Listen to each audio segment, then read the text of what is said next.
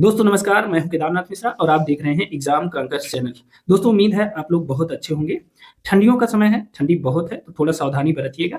हालांकि वर्ष के बीते-बीते उत्तर प्रदेश लोक सेवा आयोग ने छात्रों को एक बहुत बड़ी खुशखबरी दे दी और 2100 प्लस सीटों पर विज्ञापन देकर थोड़ी-सी गर्मी पैदा कर दी। छात्रों के बीच थोड़ा उत्साह का संचार हुआ है और थोड़ी-सी हलचल बढ़ी है।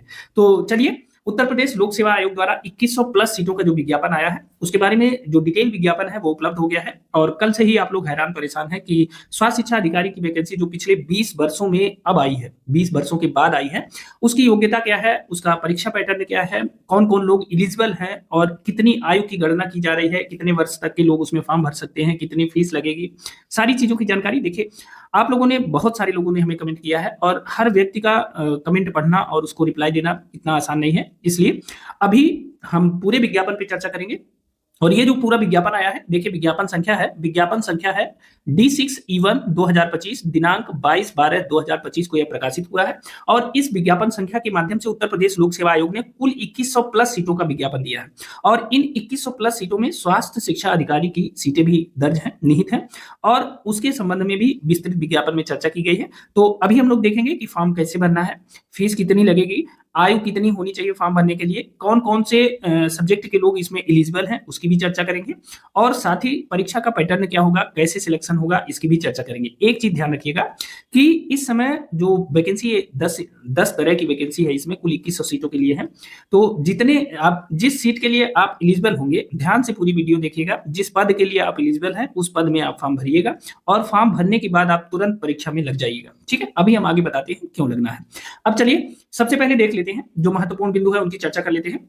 देखिए ऑनलाइन आवेदन प्रारंभ होने की जो तिथि है, इस तिथि को याद रखिएगा, आज यानी 22 दिसंबर 2025 को ऑनलाइन आवेदन प्रारंभ हो गया है। पहला महत्वपूर्ण फैक्ट है ये। दूसरा, ऑनलाइन आवेदन शुल्क बैंक में जमा करने एवं ऑनलाइन आवेदन स्वीकार या सबमिट किए जाने की जो आखिरी तिथि है वह है 22 जनवरी 2026। इस तिथि को भी याद रखेंगे। तीसरा, ऑनलाइन प्रस्तुत आवेदन में सुधार या संशोधन और शुल्क समाधान की अंतिम जो तिथि है वह 29 जनवरी 2026। तो किसी भी समस्या का मान लीजिए फॉर्म भरने में कोई गलती हो गई है तो सुधार और संशोधन या फीस में कोई समस्या आ रही है तो उसके लिए फी रिकॉन्सिलेशन की जो अंतिम तिथि है वह 29 जनवरी 2026 है। ठीक है, तो इतनी जो महत्वपूर्ण तिथियां हैं पहले तो ये याद रखिएगा। फिर अब इसका फॉर्म कैसे भरा जाएगा तो आप जानते हैं, देखिए इसको मैं थोड़ा सा बड़ा कर लेता हूँ, एक एक पेज पे चलेंगे, आधे आधे पे। ठीक है, तो ऐसे आपको दिखाई भी देगा, नहीं तो बहुत छोटा हो जाएगा। अब देखिए सही है। अब देखिए फॉर्म कैसे भरा जाएगा तो आप जानते हैं जिन्होंने उत्तर प्रदेश लोक सेवा आयोग का फॉर्म अब तक भरा होगा उन्होंने तो ओटीआर यानी वन टाइम रजिस्ट्रेशन करवा लिया होगा। ठीक है, ओटीआर का पंजीकरण। लेकिन जिन्होंने अभी तक कभी उत्तर प्रदेश लोक सेवा आयोग का फॉर्म नहीं भरा है उन्हें पहले उत्तर प्रदेश की लोक सेवा आयोग की साइट पे जाना है और वह साइट है otr-pariksha.nic.in। इस साइट पे जाकर उन्हें सबसे पहले ओटीआर का रजिस्ट्रेशन करना है और एक ओटीआर नंबर प्राप्त करना है। जब आपको फॉर्म भरना है उस फॉर्म भरने के 72 घंटे के पहले ही आपको ओटीआर कर लेना चाहिए और ओटीआर नंबर प्राप्त कर लेना चाहिए। ओटीआर नंबर मिल जाने के बाद आपको आयोग की वेबसाइट पे जाना है और वहां से जाके फॉर्म को फिलअप कर देना है। ठीक है ना? यह फॉर्म भरने की एक बहुत आसान सी प्रक्रिया है, इसे आपको पूरा कर लेना है क्योंकि बिना ओटीआर के फॉर्म नहीं भरा जा सकता है। ठीक, अब देखिए फॉर्म भरने के जो विभिन्न चरण हैं वो सभी चरणों के बारे में उत्तर प्रदेश लोक सेवा आयोग ने क्रमबद्ध तरीके से बताया है। आपको सभी चरणों का अध्ययन कर लेना है और ये जो पीडीएफ है पूरे विज्ञापन की, यह मैं अपने टेलीग्राम चैनल पे डाल दूंगा। आप उस टेलीग्राम चैनल पे जाके वहां से इस पीडीएफ को आईजीटी डाउनलोड कर सकते हैं और इसका अध्ययन करके आप फॉर्म भर सकते हैं। ठीक है, टेलीग्राम चैनल और व्हाट्सएप चैनल का जो लिंक है वो मैंने डिस्क्रिप्शन बॉक्स में दे दिया है, वहां से जाके आप इसे ज्वाइन कर लें और फॉर्म भर सकते हैं। ठीक है, कायदे से इसको पढ़ लीजिएगा और पढ़ने के उपरांत ही आप फॉर्म भरिएगा, कोई जल्दबाजी नहीं है। अभी आज ही इसकी शुरुआत हुई है और 22 जनवरी तक ये फॉर्म भरे जाएंगे। ठीक है, विशेष सूचना देखिए, विशेष सूचना है कि आवेदन सबमिट करने का जो संपूर्ण दायित्व है वह अभ्यर्थी का होगा। बैंक में शुल्क जमा करने की अंतिम तिथि तक शुल्क जमा करने के बाद ही आवेदन पत्र स्वीकार किया जाएगा। ठीक है, बाकी चीजें अभ्यर्थी को निर्देश दिया गया है कि ओटीआर के साथ रजिस्टर्ड मोबाइल नंबर और ईमेल आईडी पर भविष्य में सभी सूचनाएं निर्देश एसएमएस द्वारा अथवा ईमेल के माध्यम से प्रेषित किए जाएंगे। तो ओटीआर रजिस्ट्रेशन के समय आप ऐसे मोबाइल नंबर और ईमेल आईडी का प्रयोग करेंगे जहां तक आपकी पहुंच उपलब्ध हो, जो आपके पास उपलब्ध हो, जहां की जानकारी आपको मिल सके अगर आयोग आपसे कोई कम्युनिकेशन करना चाहता है। ठीक है, अब देखिए आयोग ने ऑनलाइन आवेदन करने वाले अभ्यर्थियों के लिए कुछ आवश्यक सूचनाएं दी हैं। इन सूचनाओं को आप ध्यान से पढ़ लीजिएगा। ठीक है, user instruction, view advertisement, apply, सारे तरीके बताए हैं। साथ ही फॉर्म कैसे भरना है उसके प्रथम चरण के बारे में बताया है, फिर द्वितीय चरण के बारे में बताया है, फिर तृतीय चरण के बारे में बताया है, फिर चतुर्थ चरण के बारे में बताया है। क्या क्या उसमें करना है वो सारी चीजें इसने डिटेल बताई है। तो सभी चीजों पे चर्चा तो नहीं हो सकती है। ये पीडीएफ आप पढ़ लीजिएगा, वहां से सारी चीजें क्लियर हो जाएंगी। अब देखिए विशेष अनुदेश पढ़ लेते हैं। विशेष अनुदेश क्या है? देखिए अभ्यर्थियों द्वारा ऑनलाइन आवेदन करने की जो अंतिम तिथि है या संशोधन की तिथि तक, यानी जो अंतिम तिथि या संशोधन की तिथि, यह ऑनलाइन आवेदन करने की अंतिम तिथि है। इस तिथि तक श्रेणी, उप श्रेणी मतलब किस कैटेगरी के हैं या किस सब कैटेगरी के हैं, यह आपको भरना है। और साथ ही डोमिसाइल, लिंग, जन्म तिथि, ईडब्ल्यूएस, क्रीमी लेयर, नाम व पते का जो दावा किया जाएगा वही मान्य होगा। कहने का मतलब यह है कि जो भी परीक्षा फॉर्म भरने की अंतिम तिथि या संशोधन की जो आखिरी तिथि है 29 जनवरी तक आपने जो भी दावा किया है डोमिसाइल के संबंध में, जन्म तिथि के संबंध में, आप महिला हैं या पुरुष हैं इसके संबंध में, ईडब्ल्यूएस के संबंध में जो दावा किया है वो तभी तक मान्य होगा। और आयोग इस मामले में बहुत सख्त है। उसने कहा कि अंतिम तिथि के बाद कोई भी परिवर्तन संबंधी प्रत्यावेदन स्वीकार नहीं किया जाएगा। मतलब फॉर्म को बहुत सावधानी से भरिएगा लास्ट डेट तक। लास्ट डेट मतलब संशोधन के लास्ट डेट तक अगर आपने फॉर्म में कोई भी गलती किया है तो उसके बाद जो है वह आपका कोई भी प्रत्यावेदन आयोग स्वीकार नहीं करेगा। इस बात को ध्यान रखिएगा। साथ ही इस चीज को ध्यान रखिएगा कि गलत सूचना नहीं देनी है। गलत सूचना प्रस्तुत करने पर अभ्यर्थन निरस्त माना जाएगा। ठीक है, इस तथ्य को ध्यान रखेंगे। साथ ही आयोग, आप जानते हैं कि अगर अभ्यर्थी द्वारा कोई सूचना छिपाई गई है तो आप अभ्यर्थी को जो है दंडित कर सकता है आयोग। उसे 5 वर्षों तक के लिए डिबार किया जा सकता है, कोई भी अगर आपने गलत जानकारी दी है। ठीक है, तो ये सारी चीजें हैं, सावधानियां हैं जो आपको फॉर्म भरते समय रखनी है। तो इन सारी चीजों को आप पढ़ लीजिएगा। ठीक है, बाकी जो जैसे आवेदन पत्र निर्धारित प्रारूप पर न होने पर, आवेदन पत्र में जन्म तिथि का उल्लेख न होने पर, ये सब चीजें आपको जो है देख लेनी है और उस हिसाब से आपको फॉर्म भरना है। ठीक, तो सारी चीजें हैं, इसको देख लीजिएगा। एक जो 9 नंबर है इसको देखते हैं। 9 का ये है, 9 का है स्क्रीनिंग परीक्षा के पश्चात। इसका मतलब क्या हुआ? मतलब ये हुआ ये जो वैकेंसी है जिसके तहत कुल 10 प्रकार की वैकेंसियां आई हैं, इसमें जो परीक्षा होगी वह स्क्रीनिंग होगी। ठीक है, पहली चीज तो क्लियर हो गई, स्क्रीनिंग परीक्षा होगी। स्क्रीनिंग का मतलब केवल एक प्री होगा, छंटनी करने के लिए एक परीक्षा होगी और उस परीक्षा का नंबर इंटरव्यू के नंबर के साथ जोड़ा जाएगा। यह नया नियम है उत्तर प्रदेश लोक सेवा आयोग का, पहले ऐसा नहीं होता था। तो अब इस नंबर को जोड़ा जाएगा। तो स्क्रीनिंग परीक्षा होगी, मतलब इसमें मेंस का कोई झाम नहीं है। मेंस का झाम नहीं है मतलब परीक्षा की जो प्रक्रिया है बहुत आसान है। अभी से आप लग जाएंगे तो एक नौकरी आपके हाथ में है। ठीक है, स्क्रीनिंग परीक्षा के पश्चात जब मांग की जाए तो अभ्यर्थियों को अपने ऑनलाइन आवेदन की हार्ड कॉपी के साथ ऑनलाइन आवेदन में किए गए समस्त दावों के समर्थन में समस्त अंक पत्र एवं प्रमाण पत्र की स्व प्रमाणित प्रतियां एवं विज्ञापन में अपेक्षित और कोई सूचना या अभिलेख आयोग के निर्देशानुसार निर्धारित अवधि में प्रेषित करना होगा, अन्यथा उनका अभ्यर्थन निरस्त कर दिया जाएगा। मतलब क्या है कि जब स्क्रीनिंग परीक्षा हो गई और आयोग ने, आप मान लीजिए पास हो गए हैं, आयोग ने आपसे हार्ड कॉपी मांगी, तो ऑनलाइन आवेदन करते समय जो जो दावा आपने किया है, किस कैटेगरी के हैं, आपका पुरुष है कि महिला है, साथ ही साथ जो है अन्य कोई, मतलब मान लीजिए ओबीसी कैटेगरी के हैं तो उसका प्रमाण पत्र, तो जो भी अभिलेख आप, और कितना नंबर पाए हैं हाई स्कूल में, कितना इंटर में, डेट ऑफ बर्थ के संबंध में जो भी चीजें हैं, वो सारी चीजों की मूल प्रति आपको उपलब्ध कराना है। अगर इसमें से कोई भी मूल प्रति आप उपलब्ध कराने में अक्षम है तो आपका अभ्यर्थन निरस्त कर दिया जाएगा। इस तथ्य को याद रखिएगा। ठीक है, अब देखिए अभिलेखों के सत्यापन के समय उपस्थित अभ्यर्थियों द्वारा वांछित अभिलेख प्रस्तुत न करने की दशा में माननीय आयोग के निर्णयानुसार निर्धारित अवधि के अंतर्गत वांछित अभिलेख प्रस्तुत करना अनिवार्य होगा।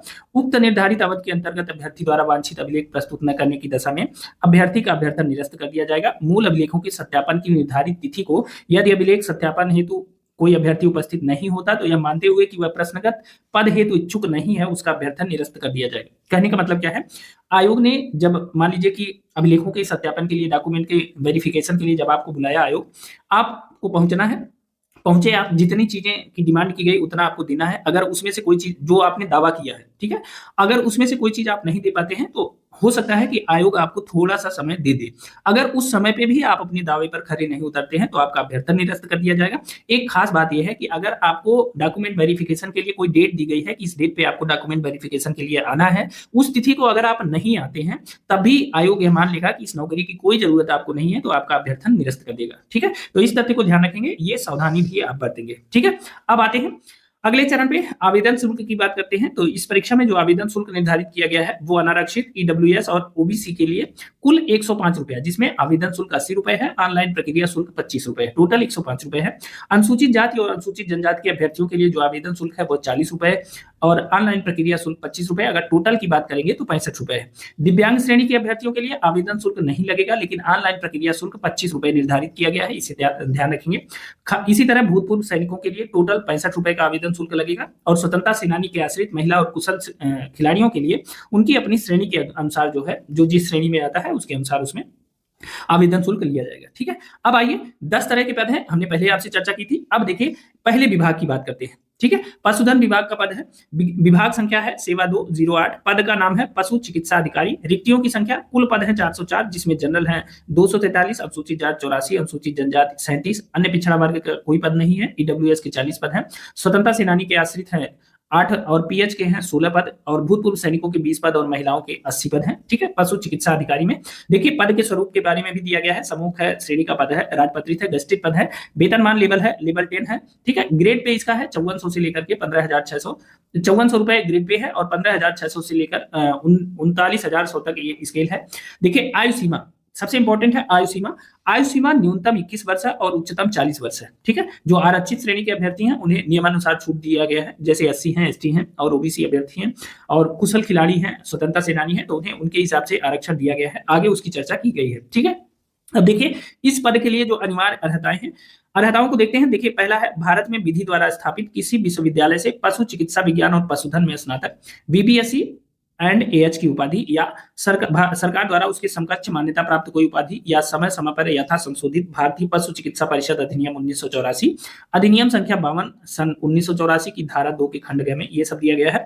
साथ ही इसके संबंध में एक बात और कही गई है कि पशु चिकित्सा परिषद से विधिवत पंजीकृत होना आवश्यक है। उत्तर प्रदेश पशु चिकित्सा परिषद से विधिवत पंजीकृत होना आवश्यक है। समकक्ष अर्हताओं के बारे में भी दिया गया है। देखिए यहाँ जब पंजीकरण होगा उत्तर प्रदेश पशु चिकित्सा परिषद में, तभी आप ये फॉर्म भर सकते हैं। साथ ही समकक्ष अर्हता भी दी गई है कि जिनके पास ये अर्हताएं, अनिवार्य अर्हताएं नहीं, उसके समकक्ष कोई अर्हताएं हैं, उसके संबंध में देख लेते हैं। देखिए वीबीएससी यानी bachelor of veterinary science, GBVC यानी graduate of Bengal veterinary college या graduate of Bihar veterinary college या graduate of Bombay veterinary college, साथ ही जीएमवीसी यानी graduate of Madras veterinary college, और एलवीपी यानी लाइसेंस्ड वेटरनरी प्रैक्टिशनर, और तथा अधिनियम की द्वितीय अनुसूची में उल्लिखित एमआरसीबीएस यानी member of Royal College of Veterinary Surgeon, B vet medicine यानी बैचलर ऑफ वेटरनरी मेडिसिन, और बीवीएम यानी bachelor of veterinary medicine, BVSc यानी बैचलर ऑफ वेटरनरी साइंस। ये सारे जो है पद, ये सारी अर्हताएं जो है समकक्ष अर्हताएं हैं। इस अर्हता को धारित करने वाले लोग भी भर सकते हैं फॉर्म। ठीक है, इसे भी ध्यान रखेंगे।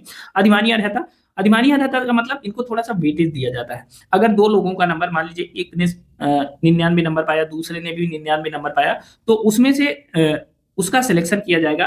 अगर किसी के पास अधिमानी अर्हता होगी तो उसे वेटेज दिया जाएगा, तो इसीलिए अधिमानी अर्हता का इसमें उल्लेख किया गया है। देखिए अन्य बातों के समान होने पर सीधी भर्ती के मामले में ऐसे अभ्यर्थी को अधिमान दिया जाएगा यदि वह स्नातकोत्तर उपाधि हो, डिप्लोमा या उच्चतर अर्हता रखता हो, या क्या है, या प्रादेशिक सेना में न्यूनतम 2 वर्ष की अवधि तक सेवा की हो, या एनसीसी राष्ट्रीय कैडेट कोर का बी प्रमाण पत्र धारित करता हो, तो इसको थोड़ी सी वेटेज दिया जाएगा। इस तथ्य को ध्यान रखेंगे। ठीक है। प्रश्नगत पद है तो दिव्यांगजन की एलवी, एच, डीडब्ल्यू, एलवी श्रेणियां ये सब चिन्हांकित हैं। ये सब चीजें आप देख लीजिएगा। ठीक है। पद की संगत सेवा नियमावली कौन सी है, तो अगर आपको कुछ देखना होगा तो उत्तर प्रदेश पशु चिकित्सा सेवा नियमावली 2015 है, उसका आप अध्ययन कर सकते हैं। ठीक है। अब आते हैं दूसरे विभाग के पद की तरफ। विधायी विभाग उत्तर प्रदेश, इसमें विभाग संख्या सेवा 209/09, पद का नाम है विधीक्षण अधिकारी, रिक्तियों की संख्या 1 है और लंबवत आरक्षण है, अनारक्षित है एक पद। ठीक है। बाकी समूह का राजपत्रित पद है और लेवल 10 का है, यह भी 56,100 से 1,77,500 तक का है, इसका ग्रेड पे है। ठीक है।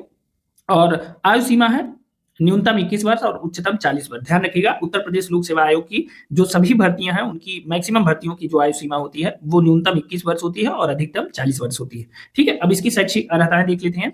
भारत में विधि द्वारा स्थापित किसी विश्वविद्यालय से कम 50% अंकों के साथ कला स्नातक की उपाधि, ध्यान रखेंगे कला स्नातक, एक विषय के रूप में अंग्रेजी साहित्य या हिंदी साहित्य के साथ विज्ञान स्नातक उपाधि या वाणिज्य स्नातक उपाधि, या सरकार द्वारा इसकी समकक्ष मान्यता प्राप्त कोई अर्हता, और भारत में विधि द्वारा स्थापित किसी विश्वविद्यालय से कम 50% अंकों के साथ 3 वर्षीय विधि स्नातक उपाधि। ठीक है। तो ध्यान रखिएगा। देखिए इसमें कला स्नातक भी चलेगा, विज्ञान स्नातक भी चलेगा, साथ ही इसमें वाणिज्य स्नातक भी चलेगा। ठीक है। 50% नंबर होना चाहिए ग्रेजुएशन में, और इसके साथ विधि स्नातक होना चाहिए। ध्यान रखिएगा 3 वर्षीय विधि स्नातक भी होना चाहिए। इसके साथ साथ ये सारी योग्यताओं के साथ आपको ला किए होना चाहिए। ठीक है। या भारत में विधि द्वारा स्थापित किसी विश्वविद्यालय से कम 50% अंकों के साथ 5 वर्षीय विधि स्नातक। अगर आपने कुछ नहीं किया है, केवल 5 वर्षीय ला कर लिया है, 5ELR, तो आप इस फॉर्म को भरने के लिए बिल्कुल अर्ह हैं, आप इस फॉर्म को भर सकते हैं। ठीक है, समकक्ष अर्हता के बारे में इसमें भी चर्चा की गई है, तो इसको आप विज्ञापन से देख लीजिएगा। कई अर्हताएं हैं जो समकक्ष अर्हता में आती हैं। ठीक है, इसे भी ध्यान रखेंगे। और इसमें भी अधिमानी अर्हता की बात की गई है कि सीधी भर्ती में वही प्रादेशिक सेना में न्यूनतम 2 वर्ष की अवधि तक सेवा की हो, एनसीसी का बी प्रमाण पत्र प्राप्त हो और भारत में विधि द्वारा स्थापित किसी विश्वविद्यालय से विधि में स्नातकोत्तर उपाधि प्राप्त की हो, उसे जो है अधिमान दिया जाएगा। तो इसमें जो है दिव्यांग जन की कोई श्रेणी नहीं है, मतलब दिव्यांग जनों के लिए इसमें पद नहीं है। ठीक है, याद रखिएगा। पद की संगत सेवा नियमावली जो है वह उत्तर प्रदेश सचिवालय विधायी विभाग अधिकारी सेवा नियमावली 2013, इसके तहत ये वैकेंसी आई है, आप इसमें देख सकते हैं। अब आइए तीसरी वैकेंसी जो बहुप्रतीक्षित है, वह है परिवार कल्याण महानिदेशालय की वैकेंसी। विभाग संख्या सेवा 6/03, पद का नाम है स्वास्थ्य शिक्षा अधिकारी। रिक्तियों की कुल संख्या है 221। देखिए 221 रिक्तियां अभी है, लेकिन ये रिक्तियां 500 प्लस हो सकती है। ठीक है, ध्यान रखिएगा। इसमें जनरल कैटेगरी की 143 सीटें हैं और अनुसूचित जाति की 21, अनुसूचित जनजाति की 15, अन्य पिछड़ा वर्ग की 20 सीटें हैं, ईडब्ल्यूएस की 22 सीटें हैं और स्वतंत्रता संग्राम सेनानी के आश्रितों की 4 सीटें हैं। पीएच की कोई सीट नहीं है, भूतपूर्व सैनिक की 11 सीटें हैं और महिला की 44 सीटें हैं। ठीक है, ध्यान रखेंगे। पद का स्वरूप क्या है, तो यह समूह ख श्रेणी का पद है, राजपत्रित है। ठीक है, गजेटेड पद है ये। ठीक है, वेतनमान जो लेवल है वह 7 है, 44,900 से 1,42,400 तक इसका पे स्केल है। आयु सीमा न्यूनतम, देखिए इसकी आयु सीमा है न्यूनतम 21 वर्ष और उच्चतम 40 वर्ष। ध्यान रखिएगा, आयु सीमा स्वास्थ्य शिक्षा अधिकारी के लिए न्यूनतम 21 वर्ष है, अधिकतम 40 वर्ष। ठीक है, यानी जिसकी उम्र 21 वर्ष पूरी हो गई है और 40 वर्ष के अंदर है, वही इस फॉर्म को भर सकता है, जबकि आरक्षित श्रेणियों को आयु में नियमानुसार छूट दिया जाएगा, इसे याद रखेंगे। ठीक है, अब देखिए अनिवार्य अर्हताओं की बात कर लेते हैं। देखिए सीधी भर्ती के लिए अभ्यर्थी के पास किसी मान्यता प्राप्त विश्वविद्यालय से समाज शास्त्र में या सामाजिक विज्ञान के किसी विषय में स्नातकोत्तर उपाधि होनी चाहिए। ठीक है, ध्यान रखिएगा। सीधी भर्ती के लिए अभ्यर्थी के पास किसी मान्यता प्राप्त विश्वविद्यालय से समाज शास्त्र में या सामाजिक विज्ञान के किसी विषय में स्नातकोत्तर उपाधि होनी चाहिए, पहला पॉइंट। नोट इसमें दे दिया है, शासन के पत्र संख्या 518/5/10/2024 दिनांक 30/10/2024 के अनुसार अनिवार्य शैक्षिक अर्हता में शामिल सामाजिक विज्ञान के किसी विषय में स्नातकोत्तर उपाधि के अंतर्गत, अब स्नातकोत्तर यानी पीजी के अंतर्गत कौन कौन से विषय शामिल हैं सामाजिक विज्ञान में, वह है sociology, anthropology, psychology, social psychology, political science, geography, history और इकोनॉमिक्स। इतने विषय, कुल 8 विषय दिए गए हैं। ठीक है ना। अब देखिए सुबह से हमारे पास बहुत सारे मैसेज आए हैं जिसमें छात्रों ने पूछा है कि वो पब्लिक एड से जो है पीजी हैं तो क्या वो फॉर्म भर सकते हैं। तो देखिए पब्लिक एड का तो इसमें कोई सब्जेक्ट नहीं दिया गया है। साथ ही एक प्रश्न बार बार आ रहा है, कई छात्रों ने हमसे पूछा है और वह प्रश्न है कि master of social work form भर सकते हैं कि नहीं भर सकते हैं। तो देखिए इसमें सोशियोलॉजी तो दिया गया है, लेकिन जहां सोशियोलॉजी दिया रहता है वहां सोशल वर्क जरूर मान्य होता है। हालांकि इसके संबंध में डायरेक्ट आयोग ने कुछ नहीं कहा है, तो या तो इसके संबंध में आयोग पे जाके इसके संबंध में जानकारी लेनी पड़ेगी या पत्राचार के माध्यम से इसे पूछना पड़ेगा, क्योंकि सोशियोलॉजी दिया है और जहां भी सोशियोलॉजी मांगा जाता है वहां सोशल वर्क मांगा जाता है। इतने विषय डायरेक्ट दिए गए हैं। अब इसमें देखिए सोशल वर्क डायरेक्ट नहीं दिया गया है, वो सोशियोलॉजी में समाहित होता है, मैं इस बात को मानता हूं, लेकिन अब इसके संबंध में थोड़ा सा आयोग से यह जानकारी जुटानी पड़ेगी। जैसे ही हमें यह जानकारी उपलब्ध होगी हम आपको जरूर बताएंगे। तो जिनका भी यह विषय है वह इसे ध्यान से देख लें। और इसमें जो पब्लिक एडमिनिस्ट्रेशन का सब्जेक्ट नहीं दिया गया है, बाकी 8 सब्जेक्ट इसमें समाहित है।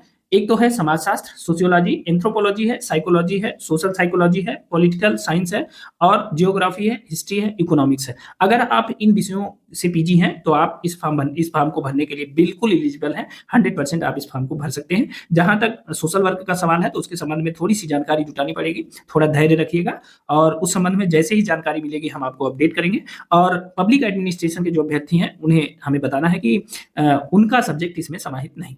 ठीक है, तो चलिए अब इसमें और देख लेते हैं। अधिमानी अर्हता क्या दिया है कि एक प्रसार कार्य का अनुभव या 2 परिवार कल्याण कार्यक्रम के अधीन कोई प्रशिक्षण हो। तीसरा है प्रादेशिक सेना में न्यूनतम 2 वर्ष की अवधि तक सेवा की है और चौथा है राष्ट्रीय कैडेट कोर का बी प्रमाण पत्र प्राप्त किया हो। ठीक है, तो इन चारों के अलावा इन चारों में से अगर कोई भी आपको है तो आपको थोड़ा सा वेटेज दिया जाएगा, थोड़ा सा अधिमान दिया जाएगा। इस तथ्य को याद रखिएगा, बहुत इंपॉर्टेंट है। अब देखिए ये जो वैकेंसी है इसमें पीएच के लिए कोई वैकेंसी नहीं है, यह बात बता दिया गया है। ठीक है, साथ ही पद की जो संगत सेवा नियमावली है उसके बारे में भी बता दिया गया है। उत्तर प्रदेश प्रसार शिक्षक सेवा नियमावली 1985 यथा संशोधित। ठीक है, यह सेवा नियमावली के तहत यह वैकेंसी आई है, इसे ध्यान रखेंगे।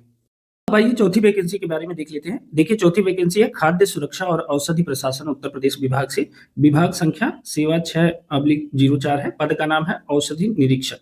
देखिए कुल पदों की संख्या है 26, जिसमें अनारक्षित है 11 पद, अनुसूचित जाति है 5 पद, अनुसूचित जनजाति कोई पद नहीं है, अन्य पिछड़ा वर्ग के 8 पद है, ईडब्ल्यूएस के 2 पद है, स्वतंत्रता संग्राम सेनानी का कोई पद नहीं, पीएच का 1 पद है, भूतपूर्व सैनिक का 1 पद है और महिलाओं के लिए 5 पद आरक्षित है। अब देखिए इस पद का स्वरूप देखते हैं तो यह भी समूह श्रेणी का पद है, राजपत्रित है यानी गेस्टेड है और इसका जो वेतनमान है वह लेवल 8 का है। 47,600 से 1,51,100 रुपए तक इसका पे स्केल है और आयु सीमा है जून न्यूनतम 21 वर्ष और उच्चतम 40 वर्ष। आरक्षित श्रेणियों को आयु में नियमानुसार छूट है जैसे ऊपर दिया गया है। अर्हताओं को देख लेते हैं तो देखिए अर्हताएं में नैदानिक भेषज विज्ञान या सूक्ष्म जीव विज्ञान में विशेषज्ञता के साथ किसी मान्यता प्राप्त विश्वविद्यालय से भेषजी या भेषजिकी विज्ञान या आयुर्विज्ञान में उपाधि या समकक्ष उपाधि। दूसरा है औषधि और प्रशासन सामग्री नियमावली 1945 की अनुसूची ग में विनिर्दिष्ट पदार्थों में कम से कम एक पदार्थ के विनिर्माण में 18 माह का अनुभव होना चाहिए। साथ ही अनुज्ञापन प्राधिकारी द्वारा परीक्षण के प्रयोजनार्थ अनुमोदित प्रयोगशाला में औषधि और प्रसाधन संबंधी नियमावली 1945 की अनुसूची ग में विनिर्दिष्ट पदार्थों में कम से कम एक पदार्थ का परीक्षण करने का 18 माह का अनुभव होना चाहिए। ठीक है, ये चीजें औषधि विभाग के लिए हैं। ठीक, अब देखिए इसमें और क्या दिया गया है। साथ ही दिया गया है कि किसी राज्य अथवा केंद्र सरकार में औषधि निरीक्षक के रूप में अपनी सेवा के दौरान औषधि और प्रसाधन सामग्री नियमावली 1945 की अनुसूची ग में विनिर्दिष्ट पदार्थों में से किसी पदार्थ के विनिर्माण करने वाली फर्मों के निरीक्षण में 3 वर्ष का अनुभव हो। तो इसमें तमाम चीजें दी गई हैं। साथ ही इसमें समकक्ष अर्हता की बात भी की गई है कि अगर वह अर्हता नहीं है तो समकक्ष अर्हता बी फार्मा हो, बैचलर इन फार्मास्यूटिकल साइंसेज या bachelor in medicine with specialization in clinical pharmacology या माइक्रोबायोलॉजी या फार्म डी कुछ भी हो उसके समकक्ष हैं तो भी आप फॉर्म अप्लाई कर सकते हैं। और अधिमानी अर्हता वही है कि प्रादेशिक सेना में न्यूनतम 2 वर्ष की अवधि तक सेवा की हो, एनसीसी का बी प्रमाण पत्र प्राप्त हो, तो ऐसे लोगों को इसमें ध्यान दिया जाएगा। ठीक है, इसमें एक नोट भी दिया गया है कि अनिवार्य अर्हता औषधि और प्रसाधन सामग्री नियमावली 1945 की अनुसूची ग में विनिर्दिष्ट पदार्थों के संबंध में विज्ञापित अर्हता के अनुसार सक्षम अधिकारी द्वारा निर्गत अनुभव संबंधी प्रमाण पत्र जो उस राज्य जहां कंपनी या फर्म स्थित हो इसके औषधि नियंत्रक द्वारा सत्यापित हो। तो आपको अनुभव प्रमाण पत्र भी लगाना है इस चीज का। ठीक है, ध्यान रखिएगा। और इसमें भी जो है दिव्यांगजन के लिए वैकेंसी है और उप श्रेणियां चिन्हांकित है, यह दिया गया है। पद की संगत सेवा नियमावलियां तो इसमें देखिए उत्तर प्रदेश राज्य औषधि नियंत्रण राजपत्रित अधिकारी सेवा नियमावली 1995 है, औषधि नियंत्रण राजपत्रित अधिकारी सेवा प्रथम संशोधन नियमावली 2011 है और उत्तर प्रदेश खाद्य एवं औषधि प्रशासन विभाग राजपत्रित अधिकारी औषधि सेवा द्वितीय संशोधन नियमावली 2014 और इसी तरह जो है औषधि सेवा तृतीय संशोधन नियमावली 2015। ठीक है, तो अगर आप इस पद के योग्य हैं तो आप अपना फॉर्म भर सकते हैं। पूरा डिटेल के लिए आप हमारा टेलीग्राम चैनल ज्वाइन कर लीजिएगा, वहां मैं पूरा विज्ञापन सेंड कर दूंगा, वहां से आप इसे डाउनलोड करके चेक कर सकते हैं। ठीक है, 5वें विभाग को देखते हैं। 5वां विभाग है चिकित्सा स्वास्थ्य एवं परिवार कल्याण विभाग उत्तर प्रदेश और इसमें विभाग संख्या है सेवा 8/2। पद का नाम है दंत सर्जन। ठीक है, तो दंत सर्जन की ये वैकेंसी है। 157 पद है कुल, अनारक्षित है 65, अनुसूचित जाति के 38 है, अनुसूचित जनजाति का कोई पद नहीं, अन्य पिछड़ा वर्ग के 39 पद है, ईडब्ल्यूएस के 15 है, स्वतंत्रता सेनानी के 3, पीएच के 6 पद है, भूतपूर्व सैनिक के 7 है और महिला के 31 पद इसमें है। ठीक है, यह भी वही है, समूह है, राजपत्रित, वेतनमान लेवल 10 है इसका और 56,100 से 1,77,500 इसका पे स्केल है। आयु सीमा है न्यूनतम 21 वर्ष और उच्चतम 40 वर्ष। आरक्षित श्रेणियों को नियमानुसार छूट दिया जाएगा। अब देखिए इसमें भी अनिवार्य अर्हताएं क्या है। तो सीधी भर्ती के लिए आवश्यक है कि कम से कम किसी मान्यता प्राप्त विश्वविद्यालय से बीडीएस दंत शल्य चिकित्सा का स्नातक होना चाहिए। साथ ही इसकी उपाधि के साथ इंडियन डेंटल काउंसिल द्वारा मान्यता प्राप्त कोई समकक्ष अर्हता हो। ठीक है, साथ ही नोट दिया है कि ऑनलाइन आवेदन की अंतिम तिथि से पूर्व अनिवार्य रोटेटरी इंटर्नशिप पूर्ण करने का प्रमाण पत्र होना चाहिए, तभी आप फॉर्म भर सकते हैं। उत्तर प्रदेश डेंटल काउंसिल में बीडीएस का रजिस्ट्रेशन होना चाहिए, तब भर सकते हैं। समकक्ष अर्हता कोई समकक्ष अर्हता नहीं है। अधिमानी अर्हता तो वही प्रादेशिक सेना में 2 वर्ष की अवधि की सेवा की हो और एनसीसी का भी प्रमाण पत्र प्राप्त किया हो। ठीक है, तो याद रखिएगा। और इसमें भी पद की जो संगत सेवा नियमावली है तो उत्तर प्रदेश दंत सर्जन सेवा नियमावली 1979 के अनुसार ये दिया गया है वैकेंसी। 6वां देख लेते हैं। आयुर्वेद निदेशालय उत्तर प्रदेश के द्वारा ये वैकेंसी आई है। विभाग संख्या है सेवा 9/05। पद का नाम है चिकित्सा अधिकारी आयुर्वेद। आयुर्वेद के चिकित्सा अधिकारी की वैकेंसी है ये, ध्यान रखिएगा। देखिए इसमें कुल पद हैं 168, अनारक्षित है 122, अनुसूचित जाति के 15 हैं, जनजाति का कोई पद नहीं है। अन्य पिछड़ा वर्ग के 15 पद हैं, ईडब्ल्यूएस के 16 हैं, स्वतंत्रता संग्राम सेनानी के 3 पद हैं और पीएच के 6 पद हैं, जबकि भूतपूर्व सैनिक के 8 और महिलाओं के 33 पद हैं। इसमें देखिए कि पद का जो स्वरूप है समूह ख का है और गस्टेड पद है, वेतनमान लेवल 10 है और 56,100 से 1,77,500 इसका पे स्केल है और आयु सीमा है न्यूनतम 2100 से लेकर के उच्चतम न्यूनतम 21 वर्ष से लेकर के उच्चतम 40 वर्ष तक के लोग फॉर्म भर सकते हैं, बाकी नियमानुसार छूट दिया जाएगा। शैक्षिक अर्हताओं में देखिए किसी विश्वविद्यालय से आयुर्वेद में उपाधि या भारतीय चिकित्सा परिषद उत्तर प्रदेश की आयुर्वेद में 5 वर्ष की उपाधि या डिप्लोमा होना चाहिए। साथ ही भारतीय चिकित्सा परिषद उत्तर प्रदेश से वैद्य के रूप में रजिस्ट्रीकरण हो और राज्य में आयुर्वेदिक या एलोपैथिक चिकित्सालय या औषधालय का कम से कम 6 माह का व्यावसायिक अनुभव होना चाहिए, वही लोग ये फॉर्म भर सकते हैं। और अधिमानी अर्हता उसे अधिमान दिया जाएगा जिसने किसी मान्यता प्राप्त संस्था से आयुर्वेद में स्नातकोत्तर की उपाधि धारण की हो तो उसे अधिमान दिया जाएगा। बाकी चीजें देख लीजिएगा, ठीक है। अगर आप इस पद के योग्य हैं तो आप फॉर्म भर सकते हैं। अगला है जो 7वां पद आया है वह आयुर्वेद निदेशालय उत्तर प्रदेश विभाग से आया है और इस विभाग संख्या है 79/06। पद का नाम है चिकित्साधिकारी सामुदायिक स्वास्थ्य आयुर्वेद और यूनानी, ठीक है ना। इसमें जो पद है वो कुल 884 पद है जिसमें 318 अनारक्षित हैं, 180 अनुसूचित जाति के हैं, 19 अनुसूचित जनजाति के हैं, अन्य पिछड़ा वर्ग के 279 पद हैं, ईडब्ल्यूएस के 88 पद हैं और स्वतंत्रता संग्राम सेनानी के 17 पद हैं, पीएच के 35, भूतपूर्व सैनिक के 44 और महिलाओं के 176 पद हैं इसमें, ठीक है। अब देखिए इसमें देख लेते हैं कि क्या क्या मांगा गया है। अब देखिए यह जो पद है पद का स्वरूप समूह ख है और राजपत्रित है, यह भी गस्टेड पद है, वेतनमान लेवल 10 का है और 56,100 से लेकर 1,77,500 तक इसका पे स्केल है और आयु सीमा है न्यूनतम 21 वर्ष और उच्चतम 40 वर्ष। आरक्षित श्रेणियों को फिर नियमानुसार छूट है, उसी हिसाब से देखिएगा। अनिवार्य अर्हताएं देखिए भारत में विधि द्वारा स्थापित किसी विश्वविद्यालय से आयुर्वेद या यूनानी तिब्ब में उपाधि या सरकार द्वारा उसके समकक्ष मान्यता प्राप्त कोई अर्हता। दूसरा है भारतीय चिकित्सा परिषद उत्तर प्रदेश में वैद्य या हकीम के रूप में रजिस्ट्रीकरण होना चाहिए और तीसरा है किसी राज्य के आयुर्वेदिक यूनानी या एलोपैथिक चिकित्सालय या औषधालय का कम से कम 6 माह का व्यावसायिक अनुभव होना चाहिए। तो अगर ये योग्यता आपके पास है तो आप इस फॉर्म को अप्लाई कर सकते हैं। सीटों की संख्या ठीक ठाक है। देखिए समकक्ष अर्हता, कोई समकक्ष अर्हता निर्धारित नहीं है। अधिमानी अर्हता है कि अगर किसी मान्यता प्राप्त संस्था से आयुर्वेद या यूनानी तिब्ब में स्नातकोत्तर की उपाधि है। साथ ही अन्य बातों के समान होने पर सीधी भर्ती के मामले में ऐसे अभ्यर्थी को अधिमान दिया जाएगा जिसे प्रादेशिक सेना में न्यूनतम 2 वर्ष की अवधि तक सेवा की हो और एनसीसी का भी प्रमाण पत्र हासिल किया हो, तो इसे भी ध्यान रखेंगे। और इसमें भी पद की संगत सेवा नियमावली के बारे में दिया गया है। अब आते हैं यूनानी निदेशालय उत्तर प्रदेश द्वारा जारी भर्ती की और यह है विभाग संख्या सेवा 11/30। पद का नाम है चिकित्साधिकारी यूनानी, ठीक है। यूनानी के चिकित्साधिकारी का पद है ये और कुल पद है 25। यूनानी चिकित्सा पद्धति होती है आप जानते हैं। तो कुल पद आए हैं 25 पद, अनारक्षित है 7, अनुसूचित जाति के 8, अनुसूचित जनजाति के 5, अन्य पिछड़ा वर्ग के 3 है, ईडब्ल्यूएस के 2 है, स्वतंत्रता संग्राम सेनानी का कोई पद नहीं है, पीएच का 1 पद है, भूतपूर्व सैनिक का 1 पद है और महिलाओं के 5 पद आरक्षित हैं और यह भी समूह ख का पद है, राजपत्रित है, वेतनमान लेवल 10 का है, 56,100 से 1,77,500 तक है। आयु सीमा है न्यूनतम 21 वर्ष और उच्चतम 40 वर्ष। बाकी नियमानुसार छूट दिया जाएगा। अनिवार्य अर्हताओं में भारत में विधि द्वारा स्थापित किसी विश्वविद्यालय से यूनानी तिब्ब में उपाधि या भारतीय चिकित्सा परिषद उत्तर प्रदेश की यूनानी तिब्ब में 5 वर्ष की उपाधि या डिप्लोमा। साथ ही भारतीय चिकित्सा परिषद उत्तर प्रदेश से हकीम के रूप में रजिस्ट्रीकरण होना चाहिए और राज्य में यूनानी या एलोपैथिक चिकित्सालय या औषधालय का कम से कम 6 माह का व्यावसायिक अनुभव होना चाहिए, ठीक है। बाकी अधिमानी अर्हता के रूप में किसी मान्यता प्राप्त संस्था से यूनानी तिब्ब में स्नातकोत्तर की उपाधि। तो इसमें से अगर कोई भी डिग्री आपके पास है तो आप यह फॉर्म भर सकते हैं और आप उसके लिए एलिजिबल है, ठीक है।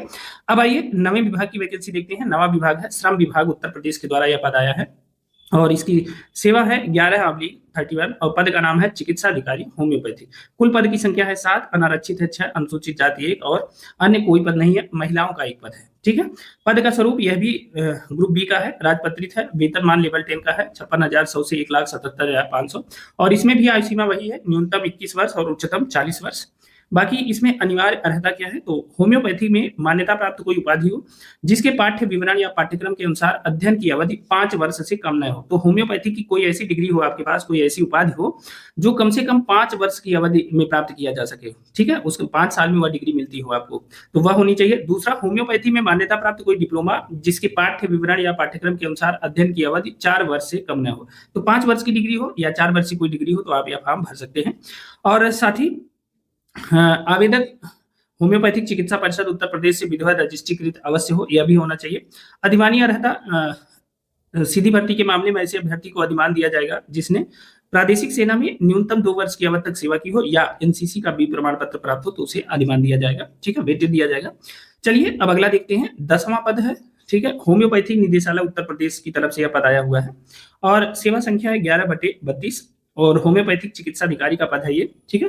कुल पदों की संख्या है 265, जिसमें 108 अनारक्षित हैं, अनुसूचित जाति के 55 हैं, जनजाति के 5 हैं, अन्य पिछड़ा वर्ग का 71 पद है, ईडब्ल्यूएस का 26 है, स्वतंत्रता संग्राम सेनानी का 5 पद है, पीएच का 10 है, भूतपूर्व सैनिक के 13 पद है और महिलाओं के 53 पद है इसमें, ठीक है। अब देखिए पद का जो स्वरूप है वह भी ग्रुप बी का है, राजपत्रित है, वेतनमान है लेवल 10 का 56,100 से 1,77,500 तक इसका पे स्केल है, आयु सीमा है न्यूनतम 21 वर्ष और उच्चतम 40 वर्ष, बाकी वैसे ही छूट दिया गया है। देखिए इसमें अनिवार्य अर्हता क्या है, होम्योपैथी में मान्यता प्राप्त कोई डिग्री जिसके अध्ययन की अवधि उसके पाठ्य विवरण या पाठ्यक्रम के अनुसार 5 वर्ष से कम ना हो, ठीक है, जैसे ऊपर दिया गया था। दूसरा, होम्योपैथी में मान्यता प्राप्त कोई डिप्लोमा जिससे अध्ययन की अवधि उसके पाठ्य विवरण या पाठ्यक्रम के अनुसार 4 वर्ष से कम ना हो। साथ ही प्रार्थी को होम्योपैथिक चिकित्सा परिषद उत्तर प्रदेश से सम्यक रूप से रजिस्ट्रीकृत होना चाहिए, मतलब आपका रजिस्ट्रेशन होम्योपैथिक चिकित्सा परिषद उत्तर प्रदेश में होना चाहिए। ये है इसकी अर्हताएं। अब देखिए इसमें भी अधिमानी अर्हता की बात की गई है कि प्रादेशिक सेना में न्यूनतम 2 वर्ष की अवधि तक सेवा की हो या एनसीसी का बी प्रमाण पत्र प्राप्त किया हो तो ऐसे बच्चों को अधिमान दिया जाएगा, ऐसे छात्रों को, ठीक है। तो याद रखिएगा ये सारी 10 तरह की वैकेंसियां उत्तर प्रदेश लोक सेवा आयोग की तरफ से आई हैं और 2100 प्लस वैकेंसियां हैं, ठीक है। ये सारी वैकेंसियों के बारे में हमने आपको मोटा मोटी बता दिया है और बाकी चीजें आप विज्ञापन को देख के जान सकते हैं। आपको विज्ञापन कहाँ मिलेगा, तो आप हमारा टेलीग्राम चैनल और व्हाट्सएप चैनल ज्वाइन कर लीजिए, उसका लिंक हमने डिस्क्रिप्शन बॉक्स में दे दिया है। वहां से जाके आप इस पूरी भर्ती का विज्ञापन 10 तरह के जो पद आए हैं 10 विभागों के द्वारा उनका विज्ञापन आप देख सकते हैं, ठीक है। अब देखिए सबसे इंपॉर्टेंट चीज जो आप लगातार जो है जिसका इंतजार करते रहे वह है चयन प्रक्रिया संबंधी निर्देश। अब हम लोग देखेंगे कि चयन प्रक्रिया किस तरह से होगी, कैसे चयन किया जाएगा, तो ये बहुत इंपॉर्टेंट सेगमेंट है, बहुत ध्यान से देखिएगा कि कैसे चयन किया जाएगा। ध्यान से देखते हैं, देखिए न्यूनतम शैक्षिक अर्हता साक्षात्कार में बुलाए जाने हेतु यथेष्ट नहीं है, मात्र अर्हता धारित करना किसी अभ्यर्थी को साक्षात्कार के लिए आहूत किए जाने अथवा चयन के लिए अधिकार नहीं प्राप्त करता। साक्षात्कार की सूचना बाद में दी जाएगी, मतलब अगर आपके पास डिग्री है जो मांगी गई है तो इसका मतलब ये थोड़ी है कि आपको सीधे इंटरव्यू में बुला लिया जाएगा। इंटरव्यू के लिए आपको सूचना प्रदान की जाएगी, विभिन्न चरणों से होकर आपको इंटरव्यू के लिए आना पड़ेगा, ठीक है। अब देखिए कार्मिक अनुभाग 4 की अधिसूचना संख्या 151 आयोग/47 का 4/2023 15/19/18 दिनांक 29/10/2025, अभी देखिए 29 अक्टूबर की बात है, 29/10/2025 द्वारा प्रख्यापित उत्तर प्रदेश लोक सेवा आयोग के माध्यम से सीधी भर्ती जिसमें स्क्रीनिंग परीक्षा नियमावली 2025, ध्यान दीजिएगा, सीधी भर्ती स्क्रीनिंग परीक्षा नियमावली 2025 तत्कालिक प्रभाव से प्रवृत्त हो गई है। अब ये देखिए पहले क्या होता था, सीधी भर्ती में डायरेक्ट इंटरव्यू होता है, लेकिन अब 29 अक्टूबर को एक नया जो है आयोग द्वारा बनाया गया नियम लागू हो गया है, सीधी भर्ती स्क्रीनिंग परीक्षा नियमावली 2025, और यह प्रवृत्त हो गई है। उक्त नियमावली के संगत प्रावधान जो है वो क्या है, सीधी भर्ती से संबंधित सुसंगत सेवा नियमावली में अंतर्विष्ट किसी अन्य बात के होते हुए भी आयोग साक्षात्कार के लिए प्रवेश हेतु उपयुक्त अभ्यर्थियों का चयन करने के लिए स्क्रीनिंग परीक्षा आयोजित कर सकता है, ठीक है। यह जो नया संशोधन आयोग ने किया है, पहले क्या होता था कि डायरेक्ट इंटरव्यू के लिए बुला लेते थे, अब क्या है, अब आयोग जो है साक्षात्कार के लिए प्रवेश हेतु मतलब साक्षात्कार के लिए बुलाने से पहले आयोग उपयुक्त अभ्यर्थियों का चयन करने के लिए स्क्रीनिंग परीक्षा का आयोजन कर सकता है, ठीक है। पहली चीज, जहां स्क्रीनिंग परीक्षा आयोजित की जानी है वहां केवल ऐसे अभ्यर्थी जो स्क्रीनिंग परीक्षा में अर्ह हों, आयोग के मानक के अनुसार साक्षात्कार के लिए हकदार होंगे, ठीक है। तो मतलब जो योग्यता रखते हैं, जो एलिजिबल है, वही साक्षात्कार के लिए आएंगे। साथ ही अंतिम योग्यता का जो क्रम है, ये लाइन बहुत इंपॉर्टेंट है, याद रखिएगा, स्क्रीनिंग परीक्षा में 75% अंक और साक्षात्कार में 25% अंक, इन दोनों को जोड़कर योग्यता अवधारित किया जाएगा, ठीक है। ध्यान रखेंगे, स्क्रीनिंग परीक्षा, मान लीजिए अगर 100 नंबर की स्क्रीनिंग परीक्षा होती है, 100 नंबर की, और आप लोग ने 100 में 100 कर दिया, ठीक है, तो 100 का 75% यानी 75 नंबर लिया जाएगा। और मान लीजिए 100 नंबर का इंटरव्यू होता है और आपने 100 में 100 पाया तो उसका 25 नंबर लिया जाएगा, ठीक है। तो स्क्रीनिंग परीक्षा में जितना आप गेन करते हैं उसका 75% अंक लिया जाएगा और साक्षात्कार में जो नंबर होता है आपको उसका 25%, जो नंबर आपको मिलेगा साक्षात्कार के उपरांत उसका 25% वह जोड़ा जाएगा और इन दोनों को मिला करके मेरिट बनेगी, ठीक है ना। 75% रिटेन नंबर का और 25% इंटरव्यू का, ठीक है। अब देखिए ये नया संशोधन हुआ है, इसमें आप कुछ नहीं कर सकते, आयोग ने यह संशोधन किया है, 29 अक्टूबर को ये जारी भी हो गया है, लागू भी हो गया, ठीक है। देखिए स्क्रीनिंग परीक्षा ऐसे स्थानों पर और ऐसे दिनांक को समय पर आयोजित की जाएगी जैसा आयोग द्वारा नियत किया गया हो, इस पे भी आप कुछ नहीं कह सकते। आयोग ने पहले कह दिया है कि हमारी जहां इच्छा कहेगी हम वहां स्क्रीनिंग परीक्षा कराएंगे और जब चाहेंगे, जब समय देंगे उसी समय आपको उसमें भाग लेना है, यह हमारे हाथ में है, ठीक है। तो ठीक है, अभी तक भी तो आप ही करते आए हैं, तो कोई बात नहीं। अब देखिए स्क्रीनिंग परीक्षा वस्तुनिष्ठ प्रकारक आयोजित किए जाने की स्थिति में अभ्यर्थियों द्वारा दिए गए गलत उत्तरों के लिए दंड या निगेटिव मार्किंग की व्यवस्था निम्नतम लागू होगी। देखिए अगर ऑब्जेक्टिव टाइप की स्क्रीनिंग परीक्षा होती है तो उसमें नेगेटिव मार्किंग का प्रावधान किया गया है, यह विज्ञापन में दिया गया है और प्रत्येक दिया गया है कि प्रत्येक प्रश्न के लिए 4 वैकल्पिक उत्तर है। उम्मीदवार द्वारा प्रत्येक प्रश्न के दिए गए एक गलत उत्तर के लिए 1/3 अंक 0.33 दंड के रूप में काट लिया जाएगा। ठीक है, तो मतलब 1/3 जो है माइनस मार्किंग है, ये भी बता दिया गया है। यदि कोई उम्मीदवार एक से अधिक उत्तर देता है तो इसे गलत उत्तर माना जाएगा, ये तो आप जानते हैं। और जब गलत उत्तर होगा तो 1.33 आपका काट भी लिया जाएगा, ये भी सही है। यदि उम्मीदवार कोई प्रश्न हल नहीं करता है तो उत्तर नहीं देता है तो उसके लिए कोई दंड नहीं दिया जाएगा। ठीक है, साथ ही अभ्यर्थी परीक्षा के समय उत्तर पत्रक या ओएमआर आंसर शीट पर मांगी गई सूचना संबंधी गोलों को काला करके सही सही भरें जो स्कैनर मशीन द्वारा पढ़ी जा सके। साथ ही ओएमआर आंसर शीट में गोलों को काला करके दी गई सूचनाओं के आधार पर ही आयोग द्वारा इसका मूल्यांकन किया जाता है। बाकी परीक्षा के संबंध में चीजें दी गई हैं। ठीक है, और कहा गया है कि अगर आप आंसर शीट में जो ओएमआर रहेगी उसमें गोलों को ठीक से काला न करने और कोई सूचना त्रुटिपूर्ण भरे जाने की स्थिति में आयोग द्वारा मूल्यांकन नहीं किया जाएगा और इसके लिए अभ्यर्थी स्वयं उत्तरदायी होगा। ठीक है, अब देखिए एक सबसे महत्वपूर्ण बात, अनुसूचित जाति अनुसूचित जनजाति अभ्यर्थियों के लिए न्यूनतम दक्षता मानक यानी मिनिमम इफिशियंसी स्टैंडर्ड जो है वह 35% निर्धारित है। अर्थात इन श्रेणियों के अभ्यर्थी यदि स्क्रीनिंग परीक्षा में 35% से कम अंक प्राप्त करते हैं तो वे श्रेष्ठता या चयन सूची में सम्मिलित नहीं किए जाएंगे। ठीक है, और इसी प्रकार यदि अन्य श्रेणियों के अभ्यर्थियों के लिए न्यूनतम दक्षता मानक जो है वह 40% है और ऐसे अभ्यर्थी यदि स्क्रीनिंग परीक्षा में 40% से कम अंक प्राप्त करते हैं तो वह श्रेष्ठता या चयन सूची में सम्मिलित नहीं किए जाएंगे। ऐसे सभी अभ्यर्थी आयोग द्वारा निर्धारित न्यूनतम दक्षता मानक से कम अंक पाने पर अनर्ह माने जाएंगे। ठीक है, अब देखिए इसका मतलब क्या है।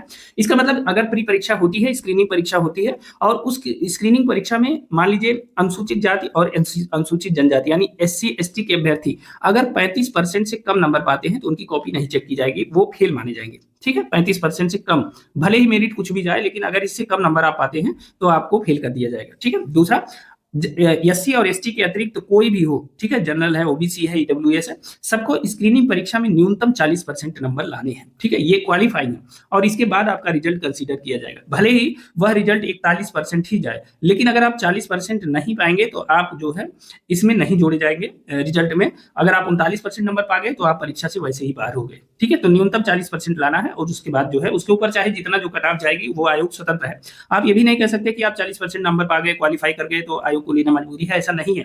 वो न्यूनतम है कि इतना कम से कम आपको पाना है तब आपका रिजल्ट कंसीडर किया जाएगा। ठीक है ना, तो इस तथ्य को ध्यान रखेंगे। साथ ही अन्य जो महत्वपूर्ण अनुदेश दिया गया है उसके बारे में देख लेते हैं। देखिए सबसे पहला महत्वपूर्ण अनुदेश है वह है हिंदी का ज्ञान अनिवार्य होना चाहिए, तो हिंदी के बारे में आपको जानना चाहिए 100%। दूसरा, आयु गणना के संबंध में देखिए पहले कहीं कुछ नहीं दिया गया था, अभी दिया है कि आयु गणना की जो निश्चायक तिथि है जहां अन्यथा उल्लिखित न हो 1 जुलाई 2025। तो देखिए 1 जुलाई 2025 को आपकी जो उम्र है वह 21 वर्ष होनी चाहिए या 40 वर्ष होनी चाहिए, 40 वर्ष के अंदर होनी चाहिए। 21 से 40 वर्ष के अंदर आपकी उम्र होनी चाहिए। 21 वर्ष पूरा हो जाना चाहिए और 40 वर्ष के अंदर ही रहना चाहिए, 40 वर्ष पूरा नहीं होना चाहिए। आयु की गणना आप 1 जुलाई 2025 से करेंगे। ठीक है ना, तो इस तथ्य को याद रखिएगा। आपकी उम्र 1 जुलाई 2025 को 21 वर्ष हो जाने चाहिए और 40 वर्ष नहीं होनी चाहिए। ठीक है, ध्यान रखिएगा। अब देखिए उत्तर प्रदेश के अनुसूचित जाति, अनुसूचित जनजाति, अन्य पिछड़े वर्ग और वर्गीकृत खेलों के जो कुशल खिलाड़ी हैं उन्हें केवल समूह ख एवं समूह ग के पदे हुए यह छूट केवल उत्तर प्रदेश के मूल निवासी अभ्यर्थियों को ही अनुमान्य होगी तथा उत्तर प्रदेश राज्य सरकार के कर्मचारियों के लिए अधिकतम आयु सीमा 5 वर्ष की छूट अनुमान्य होगी। अब देखिए जो कुशल खिलाड़ी हैं उन्हें जो है कुछ छूट प्रदान की जाएगी। साथ ही जो कर्मचारी हैं राज्य सरकार के उन्हें 5 वर्ष की छूट अनुमान्य होती है, तो इस बात को भी ध्यान रखेंगे। इसी प्रकार उत्तर प्रदेश बेसिक शिक्षा परिषद के शिक्षक शिक्षणेतर कर्मचारियों को उत्तर प्रदेश राज्य सरकार के कर्मचारियों की भांति शासनादेश संख्या 1648/79 5/2015 दिनांक 19 जून 2015 के प्राविधानानुसार अधिकतम आयु सीमा में 5 वर्ष की छूट अनुमान्य होती है। तो जो प्राथमिक विद्यालय के शिक्षक हैं उनके लिए विशेष प्रावधान किया गया है और उन्हें भी 5 वर्ष की उम्र की छूट दी जाती है। ठीक है, तो वो भी इसमें अप्लाई कर सकते हैं अगर उनकी उम्र 45 45 वर्ष के अंदर है। तो उत्तर प्रदेश राज्य कर्मचारियों की भांति अनुदानित माध्यमिक विद्यालयों में कार्यरत शिक्षकों कर्मचारियों को भी यह छूट प्रदान की जाती है और उन्हें भी 5 वर्ष की छूट दी जाती है, तो इसे भी ध्यान रखेंगे। साथ ही आपात कमीशन प्राप्त अधिकारियों, अल्पकालिक कमीशन प्राप्त अधिकारियों, भूतपूर्व सैनिकों के लिए अधिकतम आयु में सेना में की गई सेवा अवधि प्लस 3 वर्ष के बराबर छूट अनुमन्य होगी, तो इसे भी ध्यान रखेंगे। हालांकि आवेदन प्राप्त होने की निर्धारित अंतिम तिथि तक उन्हें सेना से अवमुक्त होना आवश्यक है। शारीरिक रूप से दिव्यांग अभ्यर्थियों के लिए जो अधिकतम आयु है उसमें 15 वर्ष की छूट अनुमन्य है, इसे भी ध्यान रखिएगा। अब देखिए बाकी आपात कमीशन प्राप्त, अल्पकालिक कमीशन प्राप्त अधिकारियों की पात्रता शर्तें ये सब दी गई हैं, तो ये मैं पूरा टेलीग्राम पे डाल दूंगा, पूरा विज्ञापन आप देख लीजिएगा, ठीक है। और बाकी बताया गया है कि कैसे कैसे आप फॉर्म भरेंगे। अगला देखते हैं। देखिए यहाँ जो है प्रमाण पत्रों के बारे में कुछ दिया गया है कि अगर आप कोई, जैसे मान लीजिए कि अभ्यर्थी की पात्रता आने के संबंध में आयोग का निर्णय आखिरी होगा, ये है। फिर आरक्षण का लाभ चाहते हैं तो ओटीआर के देखिए किसी भी आरक्षित श्रेणी में आने वाले अभ्यर्थी यदि वे आरक्षण का लाभ चाहते हैं तो ओटीआर के संबंधित स्तंभ में अपनी श्रेणी, उपश्रेणी एक या एक से अधिक जो भी हो अवश्य अंकित करें, क्योंकि समस्त व्यक्तिगत सूचनाएं ओटीआर से स्वतः आवेदन पत्र में प्रदर्शित होंगी।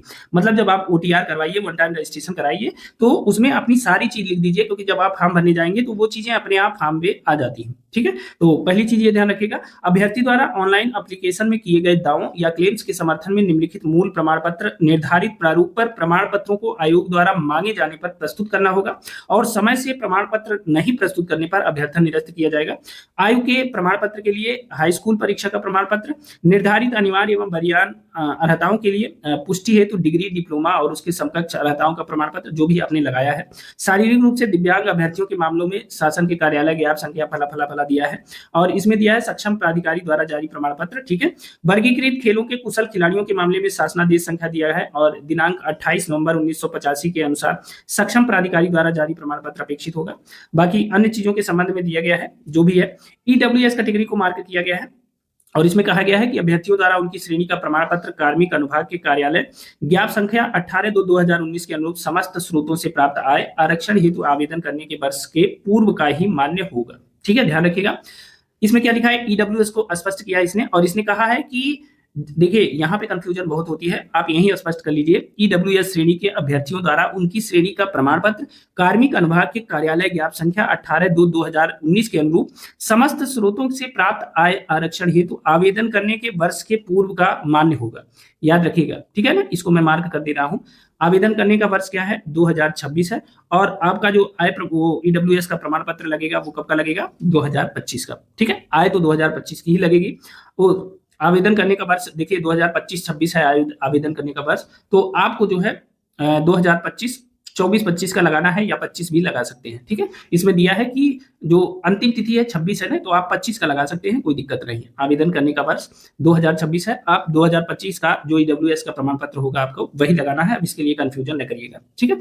बाकी अन्य चीजें इसके बारे में दी गई हैं। साथ ही दिव्यांगता से ग्रस्त व्यक्तियों के लिए उपयुक्त चिन्हित किए गए पदों और दिव्यांगता से ग्रस्त व्यक्ति को किसी अनारक्षित रिक्त पर नियुक्ति के लिए प्रतिस्पर्धा करने से मना नहीं किया जा सकता। अर्थात दिव्यांगता से ग्रस्त व्यक्ति को किसी अनारक्षित रिक्त पर नियुक्त किया जा सकता है, बशर्ते पद संगत श्रेणी की दिव्यांगता से ग्रस्त व्यक्तियों के लिए चिन्हित किया गया हो, तो इसे भी ध्यान रखिएगा। ये सारी चीजें इसमें दी गई हैं, ठीक है। बाकी फॉर्म कैसे कैसे भरना है यह आपको देखना है, और जो प्रमाण पत्र हैं उनके बारे में दिया गया है, ठीक है। जो प्रमाण पत्र है उनका लिस्ट देख लीजिए कैसे कैसे दिया गया है, ये फॉर्मेट दिया गया है।